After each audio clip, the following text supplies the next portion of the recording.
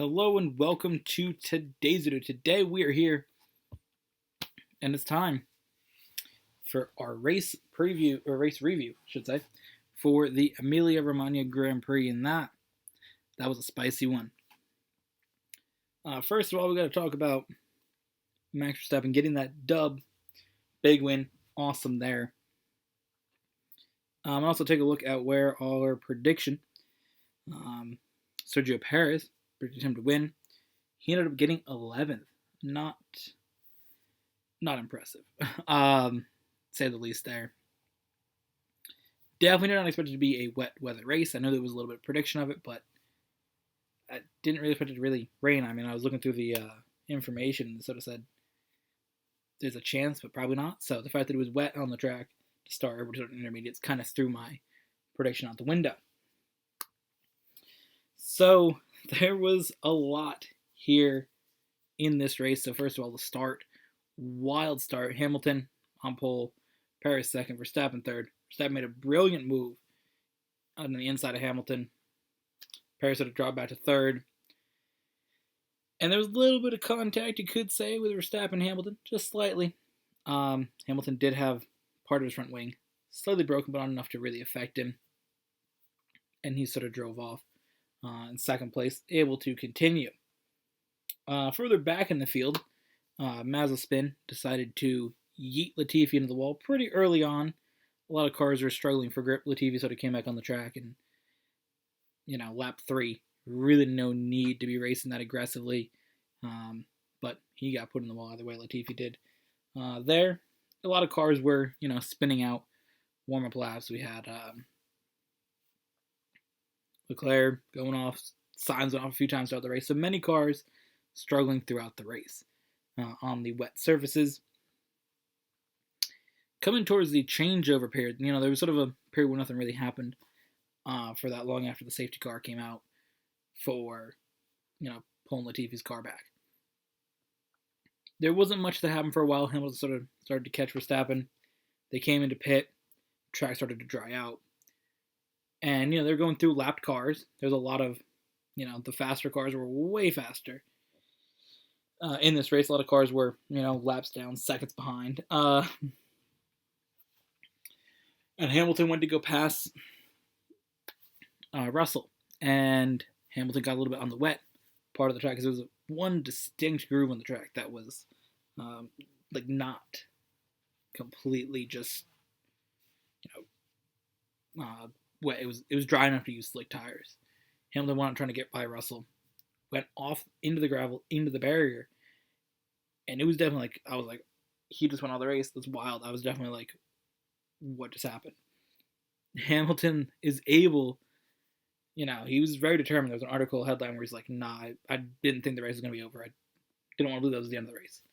So he sat there for a few seconds, got the car in reverse through the gravel, got back on the track, damaged front wing. Fortunately for Hamilton, massive crash with Russell and Bottas. Now, to, discuss this, we have to really break down what happened. So, Bottas has been complete trash in this race. He qualified 8th. He's been chilling 8th or 9th, really not proving he deserves to be in that car. Clearly the better driver in George Russell. Deserves to be in that car. I hope he does next year. Get that seat. So, Russell's making a move in a Williams, which is not scored a point since Germany 2019. Making a move on Bottas. Bottas definitely moves over in defensive position, forcing Russell on the grass. Massive crash. Russell goes sideways into Bottas. They both go sliding really hard into a barrier, where Russell ends up hitting Bottas' helmet. Bottas flows him off. Wild situation. But the main thing is you're never trying to figure out who to blame. I feel it's more on Bottas than on Russell. I feel Bottas definitely got an aggressive block. He definitely went in and said, I'm going to block this very, very aggressively, forcing Russell to move. No way around it. Russell was forced to move by Bottas. A lot of people, for some reason, putting the blame on Russell, saying it's his fault. He's getting a lot of negativity online, which is weird.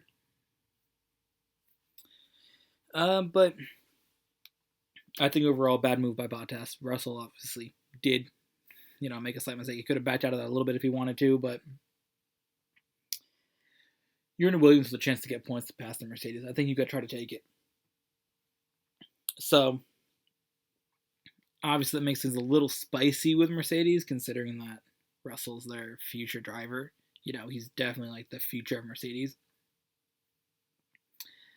So having a little bit of a clash with one of their current drivers makes things very, very wild. And I think the next week or two we'll see some interesting things come out. Of course, we're waiting for the onboard from Bottas' car. We haven't seen that yet. Continuing on, though, this helps Hamilton lose a red flag, which has let him get his lap back. But then Hamilton does something very, very impressive, which I don't think he's getting enough credit for. I think there's a lot of articles, a lot of analysts saying he got lucky, which there's luck involved in racing. I mean, that's how it works. You do get lucky when you race. There's definitely, no way around it. You get lucky racing. I mean, every driver in the field got some sort of luck today. There's no way around it. Hamilton got lucky with the crash, bringing out the red flag.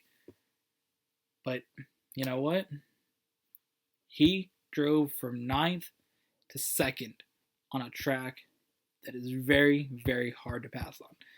Imola is a track that you don't pass much on. Last year there was 6 passes in the entire race. So the fact that he made 8 passes by just himself, not including the rest of the field, there was more than last year. He made 8 to get from 9th to 2nd. That is insane. Let's give this man credit. Why are people so hesitant to give him credit? He has all the records. He's the best driver in Formula 1 ever. Let's give him credit that he deserves for being the best driver in Formula 1. I don't see why we're not. But moving on, Max Verstappen winning by 22 seconds here.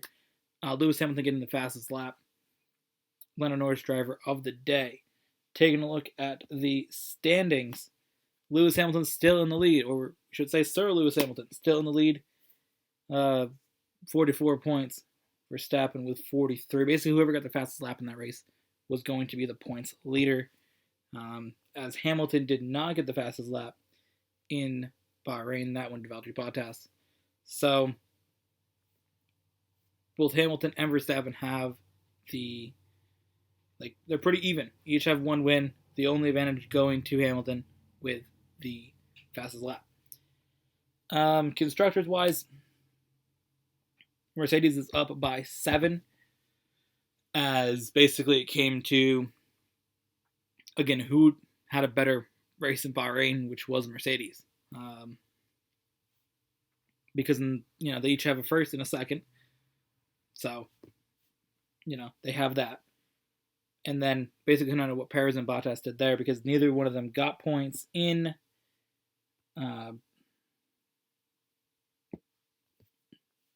Emilia, whatever race. Italy. Imola.